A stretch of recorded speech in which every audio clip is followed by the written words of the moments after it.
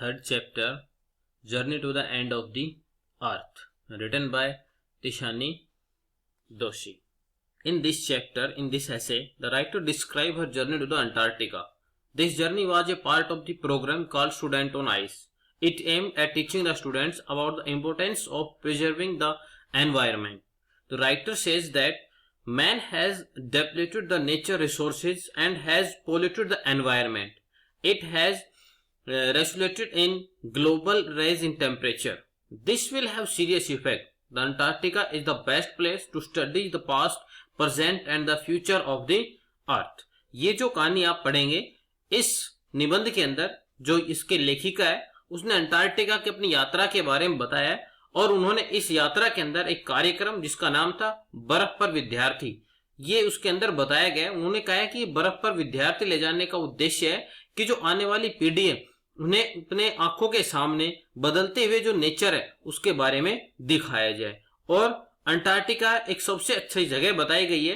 अगर यदि हमें पृथ्वी के भूतकाल, वर्तमान काल और भविष्य काल के बारे में जानना है तो अंटार्कटिका सबसे अच्छी जगह है, इससे अच्छी जगह कहीं भी नहीं है। So let us start from before you read. If you want to know more about the planet's past, present and future, the Antarctica is the best place to go. बताया कि अंटार्कटिका है। अगर यदि आपको धरती के भूतकाल, भविष्यकाल और वर्तमान काल के बारे में जानना है तो अंटार्कटिका सबसे उपयुक्त जगह है। सबसे अधिक जानना चाहते हैं तो सबसे अच्छी जगह आपको कहां पर मिलेगी? अंटार्कटिका में। बोन वॉयस बताया कि अपनी ये जो जगह है ये कहां पर है? उत्तर प्रायद्वीपीय यात्रा। Early this year I found my self about A Russian research vessel the academic Sokolsky and heading towards the coldest, driest, wildest continent in the world, Antarctica. बताया कि अर्ली दिस ईयर मैं इसी साल के शुरुआत में मैंने अपने आप को एक रूसी रिसर्च जहाज पर पाया जिसका नाम था अकेडमिक सोकल्स्की, जो सबसे ठंडे, सबसे शुष्क, सबसे तेज हवा वाले महाद्वीप की तरफ बढ़ रहे थे जिसका नाम था Antarctica. My journey began 13.09 degree north of the equator in Madras and involved crossing 9 time zones, 6 checkposts and 3 bodies of water and at least as many ecospheres. बताया कि मेरी जो यात्रा है, मेरी यात्रा मद्रास इक्वेटर के 13.09 डिग्री उत्तर की तरफ से शुरू हुई जिसके अंदर 9 समय जोन, 6 चेक पॉइंट और 3 समुद्रों को पार करना और इतनी ही और अधिक जो इकोस्फीयर्स, और इतनी अधिक इकोस्फीयर्स मतलब होता है जैव परिस्थितियों को पार करना शामिल था। But the time I actually set foot on the Antarctica continent, परंतु I had been travelling over 100 hours in combination of a car, an aeroplane and a ship. So my first emotion on facing Antarctica's expansive white landscape and the uninterrupted blue horizon was relief, following up with the immediate and profound wonder. बताया कि by the time I actually set foot on the Antarctica महाद्वीप पर वास्तव में कदम रखने तक मैंने car, हवाई जहाज और समुद्री जहाज के द्वारा 100 घंटे तक यात्रा में करती रही। इसलिए मेरी पहली भावना जो मेरी जो पहली भावना थी, जो मैंने जब पहली my first emotion on facing the Antarctica expensive wide landscape, और इसलिए जब मेरी पहली भावना थी किसको देखकर? अंटार्कटिका के सफेद फैलाव और शांत नीले क्षैतिज का सामना करते ही जो आई थी वह थी चैन की सांस। मैंने इतनी लंबी यात्रा मैंने की तब मुझे बड़ी चैन की सांस आती है और इसके तुरंत बाद एक गहरा आश्चर्य भी मुझे आता है। Wonder at the immensity it's isolation, और बताया कि जो ये मेरे आश्चर्य था इसकी विशालता और इसके एकांत पर मुझे बड़ा आश्चर्य हुआ।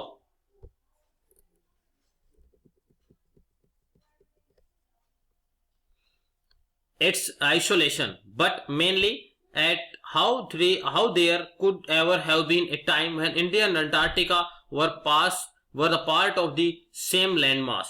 और बताया कि आश्चर्य हुआ, मगर मुख्य रूप से आश्चर्य यह सोचकर हुआ था कि कभी अंटार्कटिका और भारत है एक ही जमीन का हिस्सा हुआ करते थे, मतलब ये दोनों साथ साथ मिले हुए थे। Part of history. 650 million years ago a giant amalgamate, बताइए कि a giant southern supercontinent Gondwana did indeed exist, बताइए centered roughly through around the present day 650 million साल पहले एक विशाल मिला हुआ दक्षिण महाद्वीपीय जो गोंडवाना वास्तव में अस्तित्व में था, जो लगभग आज के अंटार्कटिका के पास ही केंद्रित था। आज का जो अंटार्कटिका है यहीं पर जिसकी परिकल्पना है वो की जा सकती है, Antarctica. Things were quite different then, बताया कि उस समय चीजें थी कुछ अलग थी। Humans hadn't arrived on the globe skin scene, बताया कि जो मानव है वो अभी तक धरती पर उसका अस्तित्व नहीं था, मानव संसार के अंदर नहीं आया था।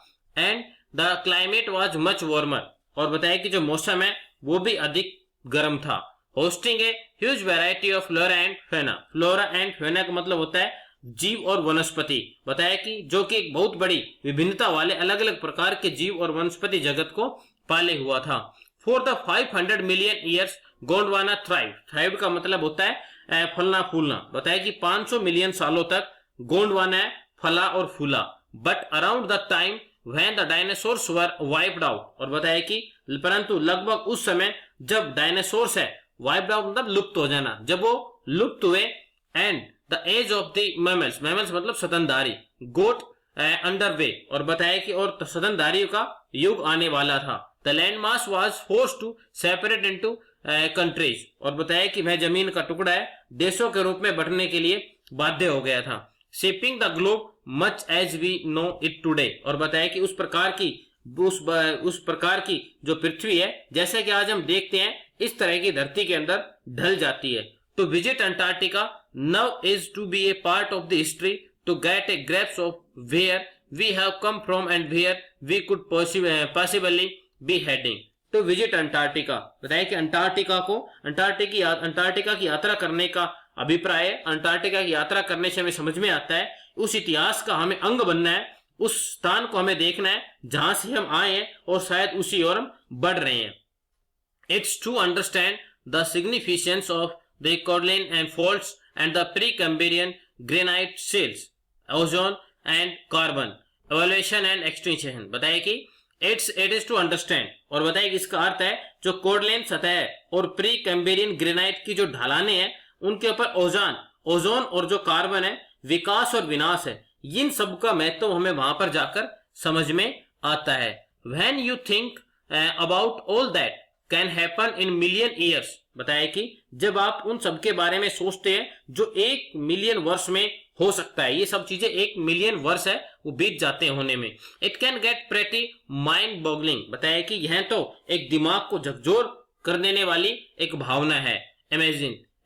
इमेजिन बताया परिकल्पना कीजिए कि इंडिया पुशिंग नॉर्थवर्ड्स, इंडिया है जो भारत है वो किस तरफ बढ़ रहा है, पर कल्पना कीजिए भारत उत्तर की तरफ बढ़ रहा है। And jamming against Asia to buckle its crest, and from the Himalayas South America drifted off the joined North America, opening up the direct passage to create a cold circumpolar current keeping Antarctica freeze desolate and at the bottom of the world। और आप कल्पना कीजिए Asia की उत्तरी परत है उसको उधेड़ने के लिए, हिमालय का निर्माण करने के लिए भारत उत्तर की तरफ बढ़ रहा है, दक्षिण अमेरिका उत्तरी अमेरिका से जाकर मिलने के लिए खिसकता हुआ है, और एक ठंडी ध्रुवीय सर्कमपोलर मतलब ध्रुवीय जो धार है उसका निर्माण करके एक डायरेक्ट रास्ते का निर्माण करता है, और अंटार्कटिका जमा हुआ है बंजर बनाकर संसार की तलहटी पर रख रहा है। ये सारी जो ज्योग्राफिकल कंडीशन है अगर आप देखते हैं तो आपको समझ में आ जाएगा। For a sun worshipping South Indian like myself, 2 weeks in a place where 90% of the earth's total ice volumes are stored in a chilling prospect, बताया कि मेरे जैसे सूर्य पूजक दक्षिण भारतीय के लिए उस स्थान में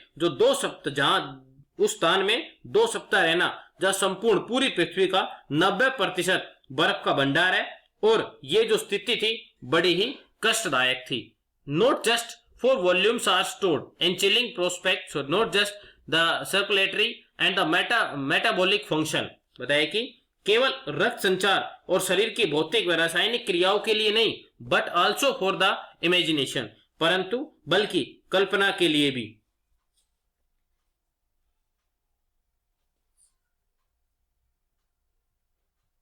it's like walking into A giant ping pong ball. बताया कि ये इस प्रकार लगता था जैसे एक बहुत बड़ी पिंग पोंग बॉल के ऊपर चलना। Devoid of any human markers, और बताया कि और जहां पर मानवता का कोई भी चिन्ह न हो। नो यूलॉस, नो ट्रीज, बिलबोर्ड्स, बिल्डिंग्स, न तो आपको कोई पेड़ दिखाई देगा, न कोई विज्ञापन पट और न ही इमारतें। You loss all earthly sense of perspective and time here. आप यहां पर जाने के बाद आप यहां पर आने के बाद पृथ्वी से संबंधित सारे परिदृश्य मतलब सारी भावनाएं और समय को भूल जाते हैं। And the visual scale ranges from the microscopic to the mighty and midst the mites to the blue whales and the icebergs as big as the countries। और बताया कि the visual scale ranges, दृष्टि की पहुंच कभी सूक्ष्मदर्शी न के बराबर, मतलब जो दृष्टि है आप जहां तक नजर दौड़ाएंगे वो बिल्कुल सूक्ष्म हो जाती है, बिल्कुल न के बराबर हो जाती है। तो आपको कभी इसके अलावा आप दूसरी तरफ देखेंगे तो कभी बड़े और विशाल प्राणियों से लेकर यहाँ नीली व्हेल और बर्फ के टीले जो देशों के बराबर है, यहाँ पर आपको या तो व्हेल या फिर बड़े बड़े बर्फ के टीले जो एक देश के जितने बड़े होते हैं। The largest recorded was the size of Belgium, और जो सबसे बड़ा बर्फ का टुकड़ा है जिसको नापा गया था, जिसको वहां पर देखा गया था, वो एक बेल्जियम देश के बराबर था। डेज गो ऑन, दिन है वो चलते ही जाते हैं। And on in the square, और बताया कि लगातार चलते जाते हैं, समाप्त ही नहीं होने को आते हैं। 24 आवर एस्ट्रल समर लाइट, और बताया कि और 24 घंटे अवास्तविक दक्षिणी प्रकाश के अंदर, मतलब बर्फ के ऊपर जब वो टूटती है, बर्फ के ऊपर जो पड़ती है जो रोशनी है उसके कारण जो चमक आती है। And the ubiquitous silence interrupted only by the occasional avalanches or the cavaliing ice shields the consecrates the place and the, और बताया कि और यहां पर सर्वव्यापी लगातार चला आ रहा साइलेंस मतलब सन्नाटा। इंटरप्टेड ओनली बाय, ये जो सन्नाटा है वहां पर एकदम शांति होती है। इस सन्नाटे को केवल एक ही तरीके से तोड़ा जा सकता है, मतलब वहां पर केवल शोर किस चीज का आता है, वो ये आता है कि जब या तो तब कोई बर्फ की शिल्ली बड़ा जो हिमालय मतलब हिम है, जब कोई टूटता है या बर्फ बनती है तो कोई बर्फ की चट्टान टूटकर इस स्थान को पवित्र कर देती है, स्थान को शोरगुल से भर देती है। And it's a immersion that will force you to place yourself in the context of the earth geological history, और बताया कि यह वो सिचुएशन है, वो धर्म दीक्षा है जो आपको मजबूर कर देगी कि आप स्वयं ही पृथ्वी के एक जियोलॉजिकल भूगर्भीय हिस्ट्री इतिहास के संदर्भ में उसके बारे में आप जाने। And for humans and the prognosis it doesn't, और बताया कि मानव के लिए और परिणाम की भविष्यवाणी अच्छी नहीं है। मनुष्य के लिए इसका जो परिणाम है उसकी अगर भविष्यवाणी की जाए तो ये मानव के फेवर में नहीं है। Human civilisation has been around for a paltry 12,000 years, barely a few seconds on the geological clock। बताया कि ह्यूमन सिविलाइजेशन है, मानव सभ्यता यहाँ पर मात्र 12,000 वर्षों से है, और एक जियोलॉजिकल भूगर्भीय जो घड़ी है ये मात्र कुछ सेकंड के बराबर होती है। In that short amount of time we have managed to create quite a rust and etching our dominances over nature with our villages, town, cities and mega cities, और बताया कि और उस छोटे से काल खंड के अंदर हमने काफी हलचल मचाई है, हमने यहाँ पर बहुत सारे गतिविधियां की है। जो प्रकृति है उसके ऊपर डोमिनेंसीज मतलब अपना अधिकार जताया है। हमने गांव बनाए, कस्बे बनाए, नगर बनाए, और महानगर है वो हमने यहाँ पर बनाए हैं। The rapid increases of human population has left us battling with our species for limited sources, and the unmitigated burning of fossil fuels has now created a blanket of carbon dioxide around the world। और बताया कि the rapid increasing लगातार बढ़ती हुई जो population है, जो मानव की जो जनसंख्या है उसके कारण हम सीमित संसाधनों के लिए दूसरी प्रजातियों से लड़ना पड़ रहा है। संसाधन सीमित हो गए हैं और अपनी पूर्ति करने के लिए हमें दूसरे जो प्रजाति है उनसे लड़ना पड़ रहा है।